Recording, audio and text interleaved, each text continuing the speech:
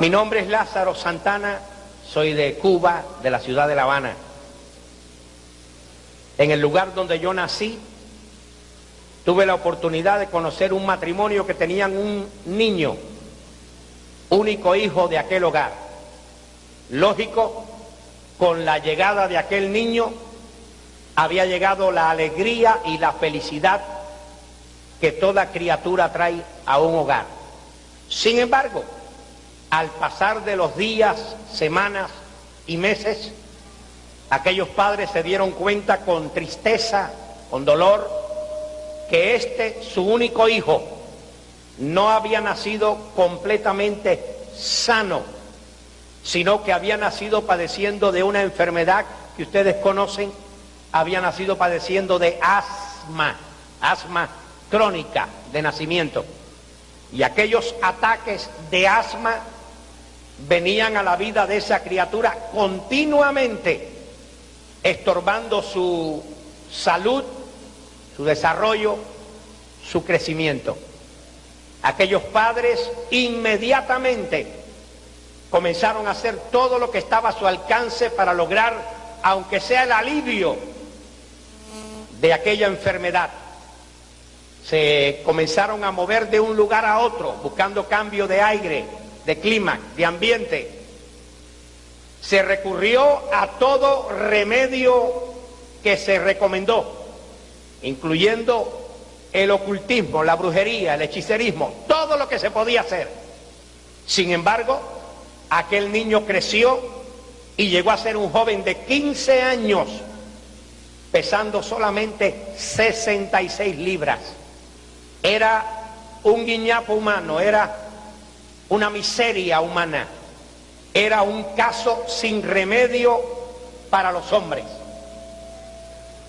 En medio de aquella situación desesperante, aquella madre pasaba noches enteras al lado de su hijo, friccionando su pecho y su espalda, tratando de ayudar en algo a su respiración.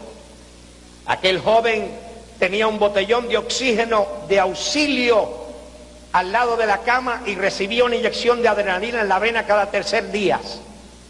Sus amigos venían a verlo porque sentían lástima y compasión de él.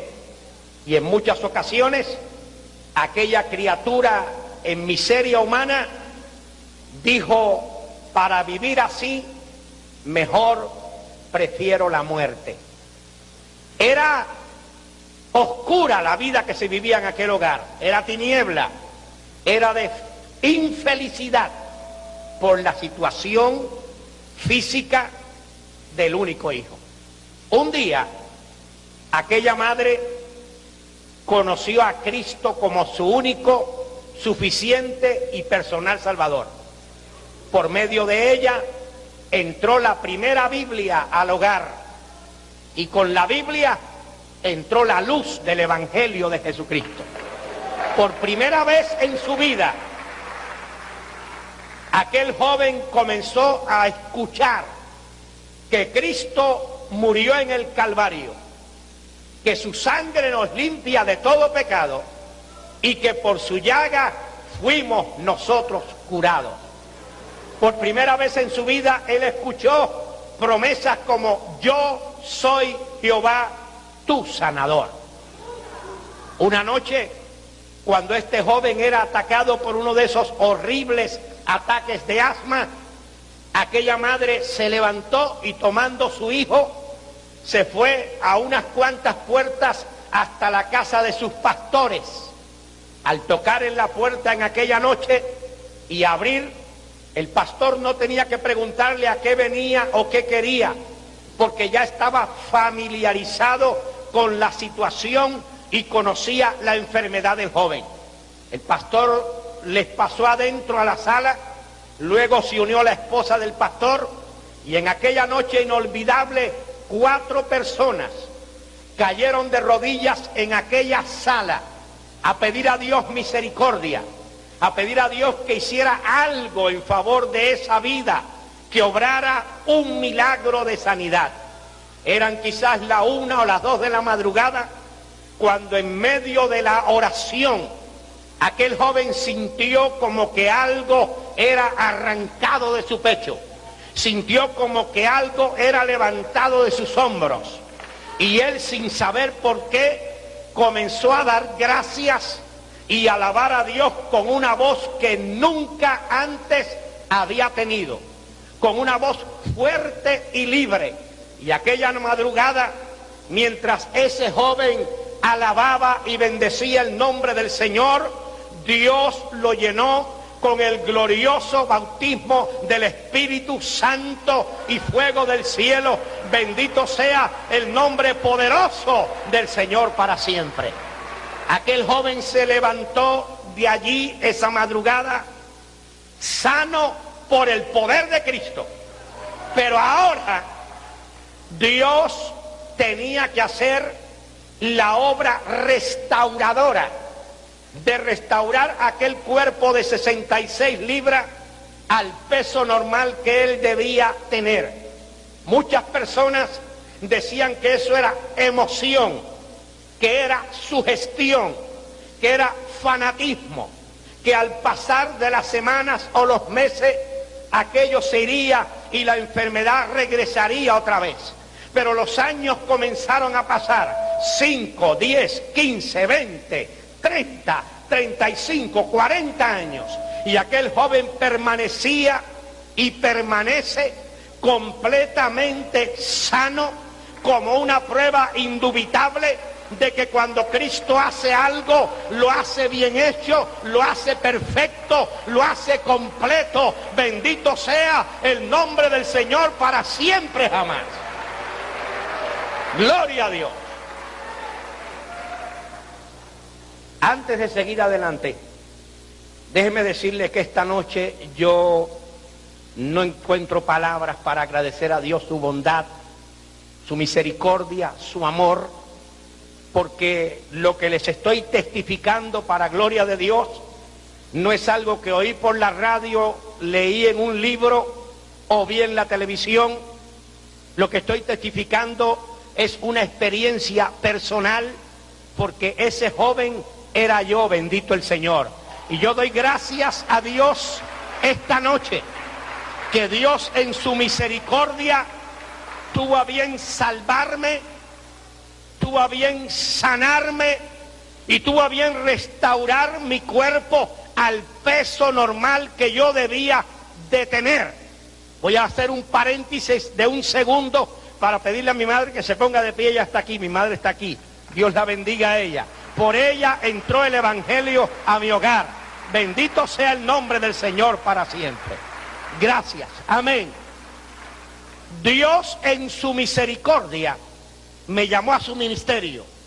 Me permitió un seminario bíblico y saliendo del seminario Dios me dio una esposa y comenzó a darnos hijos hasta el número de 6. Pero no hijos enfermos, hijos sanos, saludables, como otra confirmación de que Cristo había sanado con la sanidad que solamente Él sabe hacer, sanidad perfecta, sanidad completa, sanidad total, sanidad divina. Bendito sea el nombre del Señor para siempre. Yo voy a hacer un paréntesis pequeño para pedirle a mi esposa que está aquí que ella se ponga de pie. Dios la bendiga a ella. Gloria al Señor. Gracias. Gracias. Al salir del seminario, Dios nos concedió el pastorado en un pequeño pueblo de la provincia de La Habana. Por un tiempo, como unos 3 años, estuvimos allí haciendo lo que hacemos aquí, sencillamente adorar a Dios, predicar el Evangelio, servir al Señor. Ese era nuestro trabajo. Fuimos invitados por la Asociación de Evangelismo a Fondo para dar una serie de campañas evangelísticas en toda la isla, comenzando desde la parte occidental, la provincia de Pinar del Río, hasta Oriente. Durante esa gira evangelística, Dios nos permitió conocer mucho ministerio, relacionarnos con muchos hombres de Dios. Terminamos una de las últimas cruzadas en el área de Guantánamo, la parte oriental de Cuba. En aquel lugar tuvimos una campaña en lo que llaman en algunos lugares plaza pública, en el Parque Central, y desde allí comenzaron las dificultades. Gente chequeando nuestros mensajes, anotando nuestras palabras. Regresamos a La Habana, volvimos a la iglesia donde estábamos, conscientes de que nuestro trabajo era servir a Dios y eso era todo, olvidados de lo que había ocurrido en Oriente. Una noche, cuando ya descansábamos en el hogar de madrugada, alguien tocó a la puerta y cuando abrí, estaba a la puerta uno de aquellos ministros que en la provincia central de Santa Clara se había unido a la cruzada, uno de aquellos pastores que había venido con su grupo a la campaña. Y él traía un mensaje un poco extraño. Él me dijo: hermano Santana, me están persiguiendo, mi vida está en peligro y vengo a La Habana y necesito que usted, si puede, me tenga aquí esta noche. Esa noche ese hombre durmió en nuestro hogar. A la mañana siguiente, mientras desayunábamos en la mesa, él me hizo algunas preguntas y yo le contesté con todo mi corazón, con franqueza, como lo haría con cualquier siervo de Dios. Le expliqué mi preocupación por el sistema que se estaba levantando, especialmente mi preocupación por mis niños varones. Aquel hombre esa mañana me dio un abrazo y se despidió de mi hogar diciéndome: Dios le bendiga. Y se fue directamente a la comandancia de la ciudad de La Habana para dar mi nombre, el nombre de Lázaro Santana, como el de una persona no favorable al sistema gubernamental. Noten bien esto, yo estaba ajeno a todo lo que estaba ocurriendo porque él se despidió de mí con un abrazo y diciéndome: Dios le bendiga. Y yo no sabía cuál era su intención ni su propósito. Pero la Biblia dice, el ángel de Jehová acampa en derredor de aquellos que le temen y los defiende. La Biblia dice: ninguna arma que se forje contra ti prosperará. Bendito el nombre del Señor.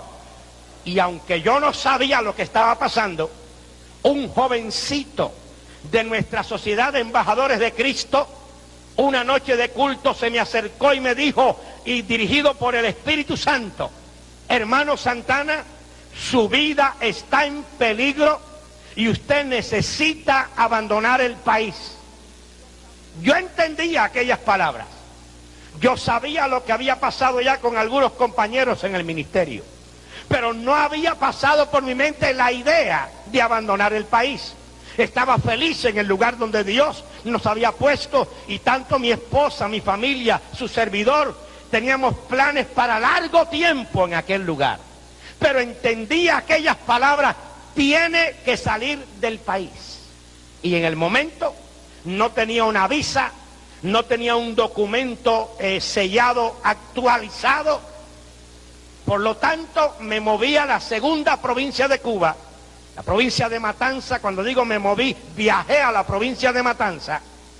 Y una noche del mes de diciembre, muy fría, lluviosa, con otras 5 personas, nos subimos a una pequeña embarcación de playbook de 16 pies de largo, que la podía cargar un hombre en sus hombros.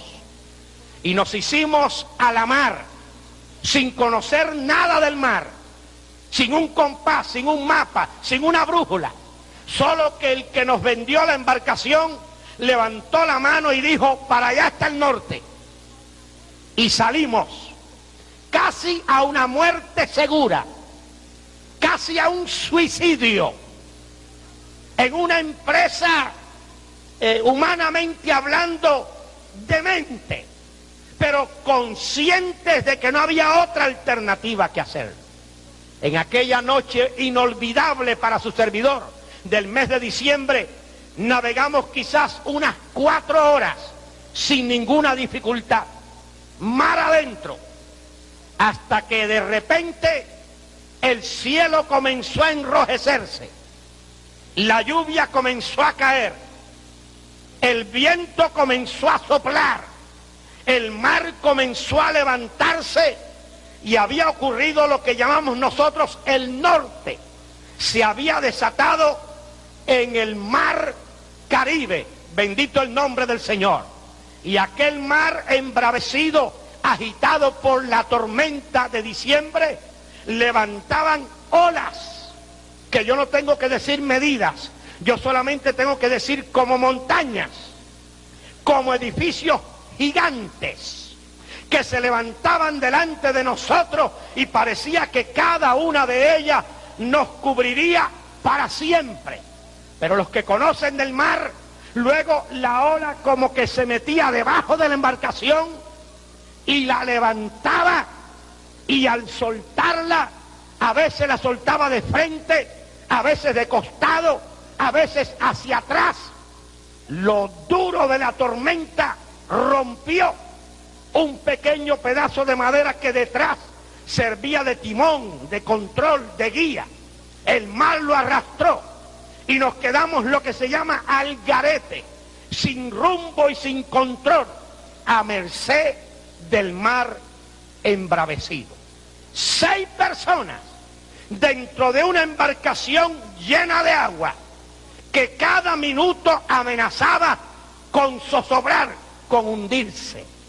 En medio de aquella tempestad, luchando, echando agua hacia afuera continuamente y tratando que las olas no nos sacaran de la embarcación, estuvimos toda aquella noche horrible de ese domingo inolvidable y todo el día lunes continuamente viendo la muerte delante de nosotros cada minuto. Eran aproximadamente, calculo yo, las 8 o 9 de la noche del lunes, cuando una ola se levantó delante de nosotros, y digo que literalmente anegó la embarcación completamente y se hundió de tal manera que ahora con mis manos yo tocaba el mar embravecido. Yo estaba sentado en la parte de adelante y el agua llegó hasta mis rodillas. Y lógicamente nos dimos cuenta que el fin ahora sí había llegado. Era solamente cuestión de que aquello se hundiera y desapareciéramos para siempre en las profundidades de aquel mar embravecido. Yo quiero decirles que un pensamiento hacía muchas horas estaba en mi mente. Yo había pensado, cuando esto se hunda, voy a nadar a lo profundo hasta que estallen mis oídos para no morir arriba en boca de estos animales. Porque yo le digo por experiencia personal que durante toda la noche del domingo y todo el día lunes, los tiburones grandes, que cuando se volteaban eran como neveras blancas, rodeaban la embarcación por delante, por detrás, como que ellos supieran, como que estuvieran esperando el momento. Y mi idea era, antes de morir triturado en los dientes de estos animales, mejor es bajar y morir en la profundidad, que estallen los oídos y morir allá abajo. Todo lo que había que esperar era el fin. Pero escúcheme ahora. En la iglesia que pastoreábamos en Cuba, lunes en la noche era culto de oración. Y aunque muchos se han olvidado, todavía la oración cambia las cosas. Todavía Dios contesta la oración. Todavía la oración no conoce distancias, límites ni fronteras. Y en aquel culto de oración, mi esposa, con el grupo de fieles que venían a la oración, en aquella noche especial, estaban orando primordialmente por nosotros.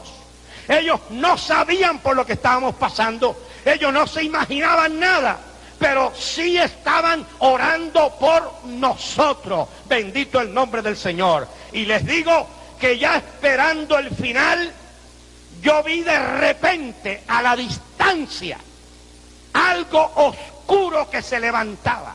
Digo oscuro porque cuando hay tormenta en el Caribe, hay como una niebla que tanto en el día como en la noche hace difícil distinguir las cosas. Y todo lo que yo veía era que a la luz de los relámpagos, el mar se rompía contra aquello y la espuma blanca saltaba. Luego todo quedaba en oscuridad otra vez y de luego otro relámpago y yo veía aquello contra lo cual el mar se rompía. Yo pensé que era un barco, quizás un submarino. Le comuniqué a los que iban conmigo y comenzamos a gritar con todas nuestras fuerzas, en la esperanza de que alguien pudiera oírnos. Pedíamos auxilio, socorro, ayuda, pero nadie podía oírnos.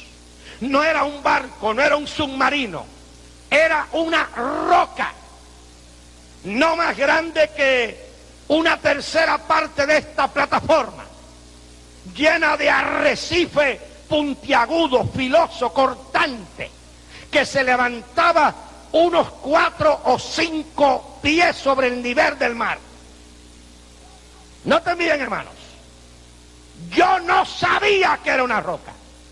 Yo lo único que sabía es que estaba cerca de algo sobre lo cual el mar se estaba rompiendo. Le dije a aquellas vidas, cuando esto choque, cada uno salte y sálvese como pueda. ¿Por qué? Porque el mar embravecido, impulsado por el viento, llevaba la embarcación hacia aquella cosa que yo veía, que las olas se rompían a una velocidad que no lo puedo explicar. Y hay cosas que algunos no entienden y nunca la van a entender, pero yo hasta hoy me he preguntado si la embarcación iba en esta dirección, si ya no tenía dominio, si ya no tenía guía, si ya no tenía timón, si estaba llena de agua, si no había quien la controlara, quién hizo que la embarcación tomara esta dirección e impulsada por las olas y el viento comenzara a acercarse más y más y más hacia aquello donde yo veía que las olas se rompían. Por eso mi única alternativa fue decirle, cuando esto choque, cada uno salte y sálvese como pueda. Esas palabras suenan muy bonitos esta noche, pero una cosa es decirlas aquí y otra era decirlas allí. Lo cierto es que la embarcación chocó contra aquello, impulsada por la fuerza de las olas, se hizo pedazo y todos caímos al mar. Tratábamos de agarrar la roca otra vez y la ola nos envolvía y nos arrastraba otra vez. Pero primero con la ayuda de Él, del Señor, y segundo ayudándonos unos a otros, unos ayudando a subir, otros tendiendo la mano para levantarlo. Los 6 llegamos a los picos de aquella roca, muertos de frío, de sed, heridos, sangrando, fatigados. Pero nos agarramos de aquella roca y sentíamos una satisfacción, una tranquilidad, un reposo, que usted no puede entenderlo, porque usted no entiende lo que significa salir de algo que se ha estado hundiendo cada minuto por 2 días y ahora verse de pronto sobre algo seguro, firme, aunque sea temporalmente. Sobre aquella roca, en aquella noche inolvidable, lo único que pudimos hacer fue unirnos los 6, pegarnos lo más posible para que el frío no nos matara con la lluvia en aquella roca. Cuando amaneció, nos dimos cuenta que a nuestro alrededor habían varias rocas más, que le llaman bajos. Y después de una sucesión de rocas, quizás a un bloque una de otra, al final con mucha dificultad se veía como una torre que se levantaba. El mayor del grupo el señor Laredo Rodríguez, cuando él vio aquello, él me dijo: Lázaro, estos son bajos, por aquí no pasan los barcos en sus mapas se desvían de estos caminos. Y él me dijo: aquí morimos de hambre, de sed o de frío. Y el Señor sabe que las palabras que Él puso en mis labios fueron estas. Le dije: Laredo, si Dios nos fuese a dejar morir, lo hubiese hecho anoche en el mar embravecido. Cuando Dios hizo esta parte, es porque a su tiempo, cuando Él lo crea prudente, Él hará la segunda parte, porque todo lo que Él empieza lo termina, todo lo que hace lo hace completo. Levanta tu mano y glorifica el nombre de Jesucristo. Y sobre aquella roca comenzó la terrible espera. Y digo terrible porque cuando hablamos de algo en el medio de la mar, la gente piensa enseguida en un callo,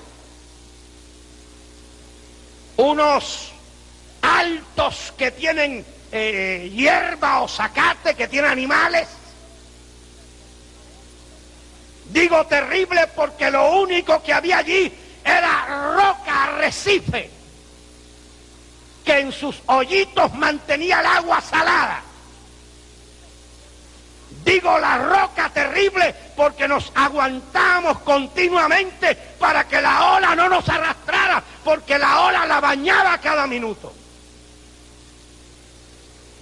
Allí comenzó la terrible espera. 6 personas mirando al cielo en busca de un avión al cual hacer señales, mirando en derredor continuamente en busca de un barco al cual hacer señales. Sobre aquella roca pasamos la noche del lunes, que fue muy dura, y el día martes, y la noche del martes, y el día miércoles, y la noche del miércoles, y el día jueves, y la noche del jueves, y el día viernes, y la noche del viernes, y el día sábado, y la noche del sábado. Y cuando amaneció el domingo, el cuadro que había sobre aquella roca era un cuadro muy triste. El señor Laredo Rodríguez, el mayor, él tenía sus labios reventados, su lengua estaba sangrando, y ya él tenía en su mano su cinto, y él decía literalmente que si no ocurría algo pronto, él se ahorcaba. El más pequeño del grupo, sobrino de él, Orlando Rodríguez, muchacho de 17 años, estaba tirado sobre las piedras delirando. Se reía y decía: madre, dame agua. Y luego decía: madre, qué agua tan deliciosa. Y había que sacarlo de su delirio. Yo estaba experimentando en mi propio cuerpo que ya yo no podía soportar mucho más. Hay algo que yo voy a decir en favor de la juventud esta noche. Del miércoles en adelante, el hermano Santana y algunos de los que nos acompañaban, no todos, se decidió a comer de unos caracoles que se pegan tan fuerte a la roca que el mar no se los puede llevar, que en algunos países le llaman babosas, que cuando se mueven dejan un rastro feo y maloliente. Del miércoles en adelante estaba escachando esas cosas y comiéndome esas cosas. Me aparté un poquito a solas, y aunque en el barco que se hizo pedazo había perdido todo, incluyendo mi Biblia, en el bolsillo de mi pantalón había salvado un pequeño Nuevo Testamento con salmos y proverbios, bien mojado, hinchado, grueso ya. En aquel lugarcito, al ladito, así en la punta, más del lado de la muerte que de la vida, solo, nunca lo voy a olvidar. Le dije: Señor, estamos en tus manos. Si tú no nos ayudas, nadie nos puede ayudar. Si tú quieres recogernos la vida, tú eres el dueño. Pero si tú quieres darme la vida, muéstrame la forma en la cual tú vas a obrar. Y yo les digo esta noche que no hay nada más real y veraz que el Espíritu Santo de Dios. El Espíritu Santo de Dios no es una emoción, es una persona. Porque yo pude entender tan claro como estoy hablando esta noche, que el Espíritu Santo me daba a que leyese el Salmo 107. Y desesperado abrí el Nuevo Testamento a las hojitas escogidas, los salmos escogidos, y empecé a leer el Salmo 107.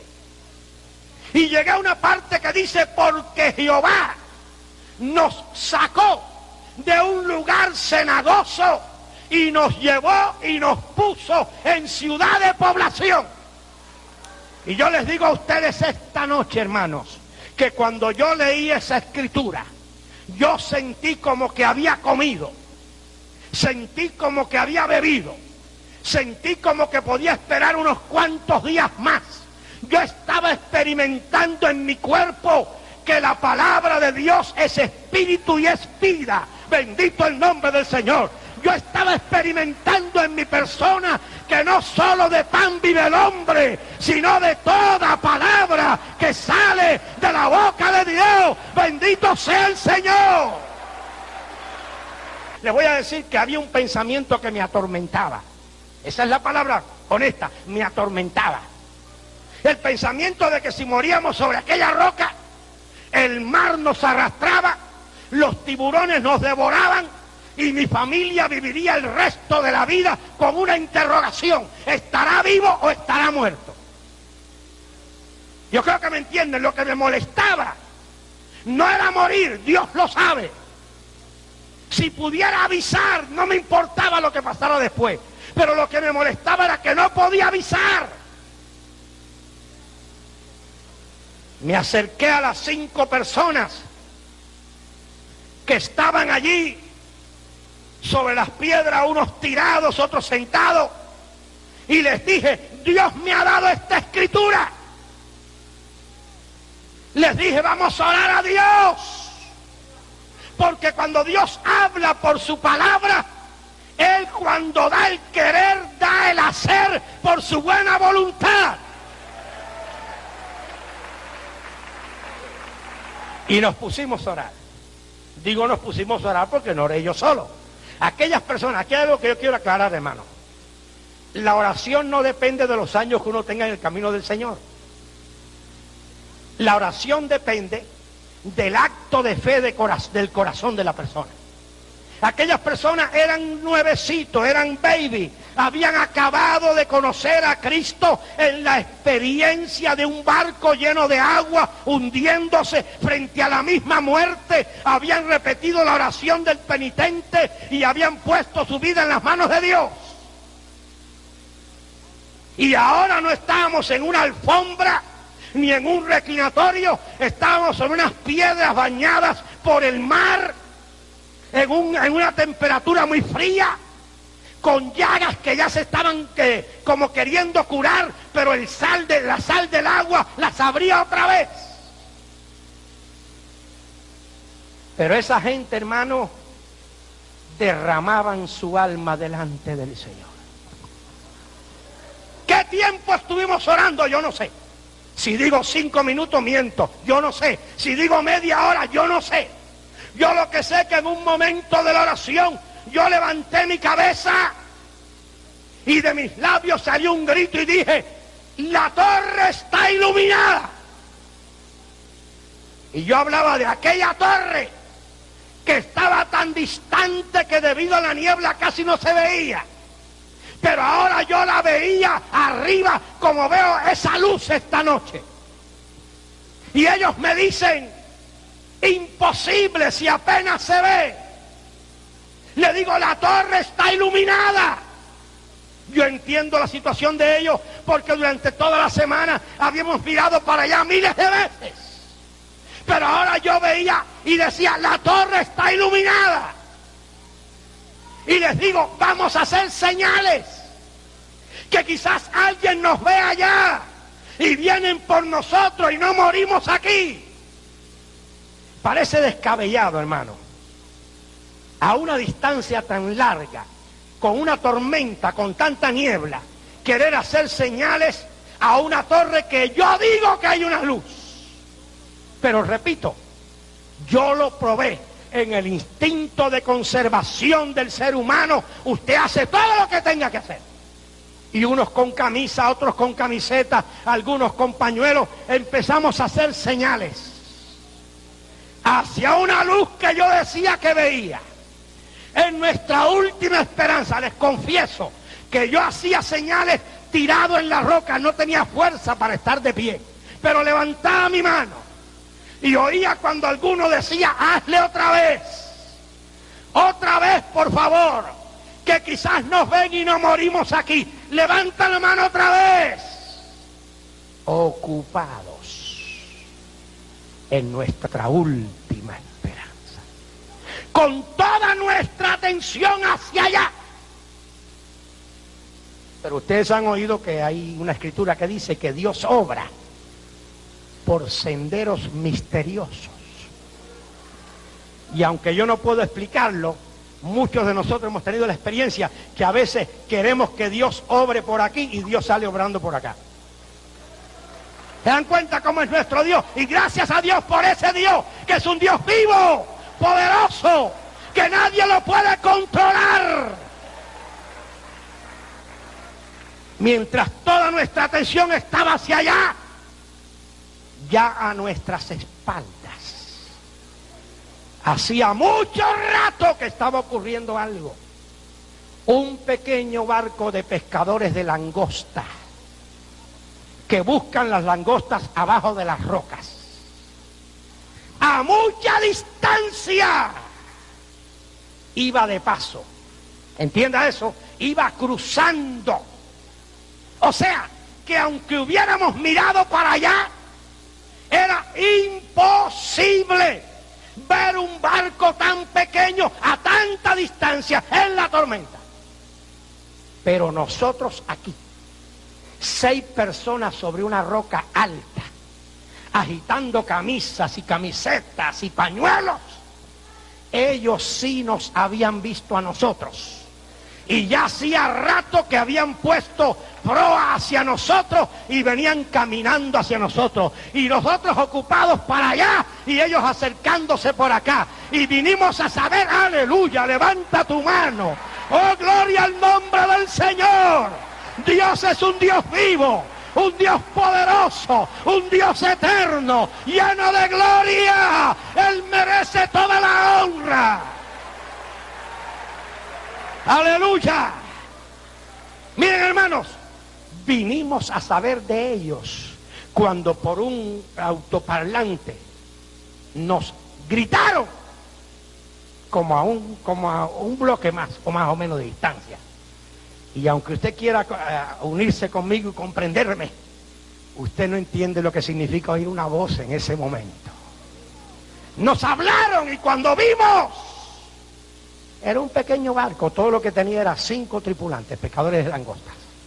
Por unas cuerdas o sogas, se amarraron a la roca bien la embarcación, nos pasaron a ella, le dijimos la verdad y toda la verdad, dónde íbamos, lo que había ocurrido, y ellos nos dijeron, imposible llevarle a los Estados Unidos. Estamos en aguas inglesas. Allá nos había llevado la tormenta, nosotros no sabíamos nada. Dice, pero podemos llevarle a la isla de Nassau. Y luego que los curen y los atiendan, ellos pueden llamar al guardacosta para que venga por ustedes. Estuvimos de acuerdo y la pequeña embarcación salió, según ellos, rumbo a la isla de Nassau. Mientras navegaba la embarcación, se veía la torre más cerca y más cerca y más cerca, hasta que estábamos tan cerca que veía toda una torre gigante delante de nosotros, majestuosa, completa. Pero yo me fijo que la torre no tiene luz, que no está iluminada. Y entonces, como yo soy un ser humano, yo pienso que la persona que está ahí apagó la luz. Y me dirijo a uno de los ancianos de pescadores de langosta y le digo, ¿cuántos hombres hay en esa torre? Y él me dice, esa torre es un faro de los tiempos de la guerra española. Y hace años que ahí no hay nadie. Miren dónde voy en el testimonio, hermano. Hay personas que me han dicho a mí, hermano, usted vio la luz porque ya se estaba muriendo. Vio iluminaciones, porque cuando uno se está muriendo ve cosas, dice la gente. Escuche bien el testimonio. Dios iluminó la torre para ponernos en movimiento y hacernos visibles a la vista de ellos. ¿Se da cuenta cómo obra Dios? Si Dios no ilumina la torre, no agitamos camisas, camisetas y pañuelos, ellos hubieran seguido de largo y hubiéramos perecido sobre aquella roca. Pero Dios iluminó la torre con su poder y su luz divina para movernos a nosotros y que pudieran vernos. Dale alabanza al Señor, dale gloria al Señor, dale honor al Señor, dale honra al Señor, bendice a tu Señor. ¡Aleluya!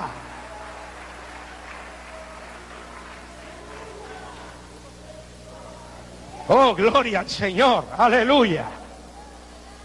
Nos llevaron a la isla de Nassau, territorio inglés, y allí nos atendieron, bien afectados especialmente por la falta de agua y el clima. Nos atendieron primero con sueros, algunos bien delicados, después con ciertos vitaminas, ciertos cereales, ciertos jugos, hasta que pudimos restablecernos. Luego llamaron desde Nassau a Key West, Florida, para que el guardacosta fuera por nosotros.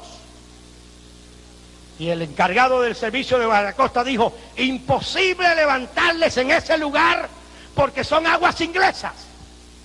Tienen que bajar 39 millas hasta las aguas internacionales, que es donde un guardacosta puede recoger a la persona. Y entonces un barco de Nassau nos llevó hacia las aguas internacionales. Nosotros no sabemos de eso, porque allí no hay un letrerito, ni allí dice esquina o avenida o calle. ¿Entienden la idea? El barquito se movía sobre aquellas olas. Él dijo, ya estamos en aguas internacionales, nos hemos comunicado y en poco tiempo aparecerá el guardacosta. Primero vino un guardacosta en la forma de avión. Tiró un paquete donde habían cosas, instrucciones, y decía, en unas 2 horas el guardacosta estará aquí. Cayó la noche, nos cubrió la noche, y de pronto se vio como un puntito allá en la distancia. Y el hombre inglés dijo, ese es el guardacosta. Se veía el punto más grande, más grande, más grande, hasta que después, cerca de nosotros, había un barco iluminado como si fuera un apartamento, que movía las olas al lado de nosotros. Bajaron unas sogas en forma de escalera, nos subieron al guardacosta, y desde que habíamos salido de Matanzas, al verme dentro del guardacosta por primera vez, yo respiré un poco tranquilo. Los hombres de migración que viajan en todo guardacosta nos hicieron las preguntas, les dimos todas las preguntas. Ellos pasaron la noticia por radio a Key West, Florida, y cuando llegamos a Key West, Florida, estaban allí en la orilla los hombres de radio, prensa y televisión.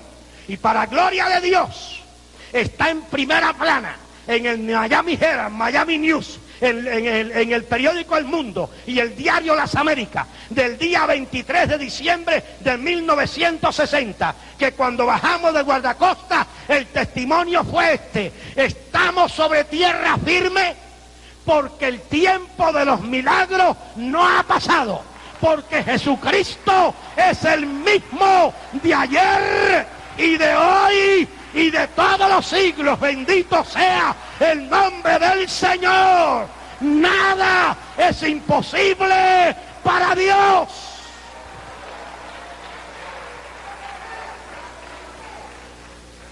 Yo no voy a hacerle toda la historia porque no tengo el tiempo para ello, pero no era como ahora, que cuando uno llega acá hay parado, como dicen.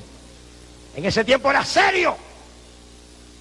Yo estaba aquí, ya estaba salvo, estaba seguro, pero allá había quedado mi familia. Y debido a lo que publicó la radio y la prensa, a mi esposa y a mis hijos se les prohibió salir del país. Yo comencé a moverme con la embajada checoslovaca en Washington, encargada de los asuntos cubanos. La respuesta era no. Cada ciudad donde llegaba a dar campaña, la respuesta era imposible, imposible, imposible, imposible, en todas las agencias de migración. Los últimos trámites los quise hacer en San Francisco.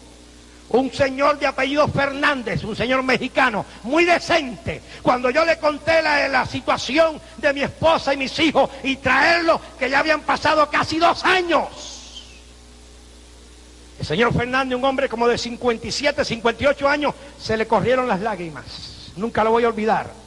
Y él me dijo: señor Santana, desearíamos con el corazón traer su familia, pero no está en nuestras manos. Y él mencionó un nombre y dijo: él tiene la última palabra.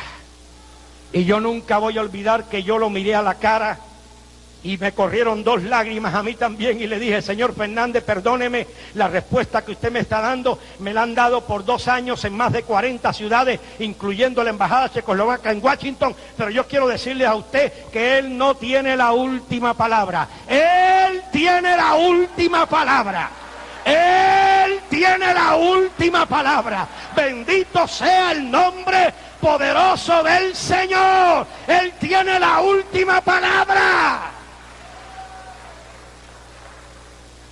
Y entonces hicimos unas fotos y se las damos a los hermanos que de verdad sabíamos que oran. Fotos de la familia. Hermano, mire, oren que Dios traiga a esta familia. Digo que es gente que ora, usted sabe, no gente de 5 y 10, gente que ora. Miren, escuchen bien la verdad. Mi última campaña en California sin mi familia la di en Pittsburgh, cerca de Sacramento, donde todavía pastorea Frank Rivera, un íntimo amigo mío. La iglesia de Pittsburgh tiene un cuarto de oración precisamente con una alfombra roja, formada hasta la mitad de la pared. Yo tuve una campaña de 3 semanas y yo no salía de la iglesia. No estoy diciendo aquí que yo soy orador, no salía de la iglesia. Se acababa el culto de la noche, me iba al cuarto de oración y oraba hasta que me caía en la alfombra, me quedaba dormido y allí amanecía. Y me aseaba y me rasuraba en los baños de la iglesia. Y después que se acababa el culto de la noche, volvía al cuarto de oración. Nunca olvido una experiencia que, bañado en lágrimas, como a las 2 de la mañana un día, le dije: Señor, yo necesito que tú traigas mi familia. Y en esos momentos que uno tiene, le dije: Señor, si tú traes mi familia, yo te sirvo el resto de mi vida. Y luego hubo como un paréntesis. Y le dije: Señor, y si tú no los traes, también yo te sirvo el resto de mi vida. Aleluya, levanta tu mano, hermano. Aleluya. Aleluya. Una semana después, yo volé a Miami, Florida, para recibir a mi esposa y mis hijos que venían por la vía legal con sus documentos en orden. Bendito el nombre del Señor. Y el pastor que me hizo el favor de llevarme al aeropuerto, un cubano establecido en Miami pastoreando, cuando él vio a mi esposa aparecer en la escalerilla del avión con los niños agarrados de la mano, él empezó a llorar. Y él me dijo: Lázaro, si yo vi la noticia, tu familia no podía salir, Lázaro, esto es imposible. Y yo le dije: sí, Pedro, esto es imposible, pero nuestro Dios es el Dios de los imposibles. Lo posible lo hacemos nosotros, lo imposible lo hace Dios. ¡Aleluya! No hay nada imposible para Dios.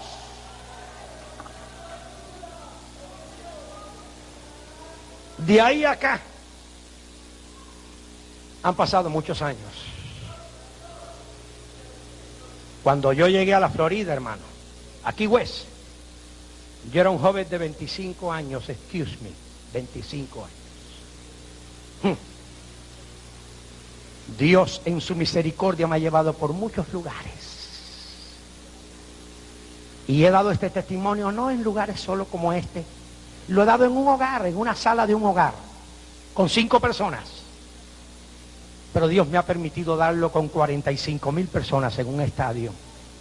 Lo importante no es el número de gente. Lo importante es que siempre que Dios me ha permitido compartir el testimonio, yo he visto almas salvadas, enfermos sanados, creyentes liberados de muchos pesos, cargas, problemas y dificultades. Bendito el nombre del Señor. Y sobre todas las cosas, mucha gente llena del poder del bautismo del Espíritu Santo. Bendito el nombre del Señor. Porque el testimonio les ha ayudado en alguna forma. Y lo digo con humildad, hermano. De lugares que yo nunca en mi vida he estado, ha llegado o el libro o un cassette con el testimonio, y ha llegado la carta de una cárcel, de un hospital, de una madre desesperada, de un hijo desahuciado. Situaciones terribles que Dios ha cambiado. No es el cassette, no es el librito, es el Cristo omnipresente que está aquí y está allá y está en todo lugar, y que todo el que lo busca lo halla. Bendito el Señor. Esta noche a mí no me queda mucho tiempo, pero yo sé una cosa: en los momentos más difíciles de mi ministerio, estoy hablando después de la experiencia de La Roca, en situaciones donde parece que ya el camino se acabó, orando, el Señor me ha dicho: Lázaro, yo soy el Cristo de La Roca, y lo que tú y yo hablamos sobre aquella roca, que no lo sabe ni mi esposa todavía, lo que tú y yo hablamos sobre aquella roca está en pie todavía. Porque Dios no cambia, Dios no se muda, en Él no hay sombra de variación, Él permanece fiel.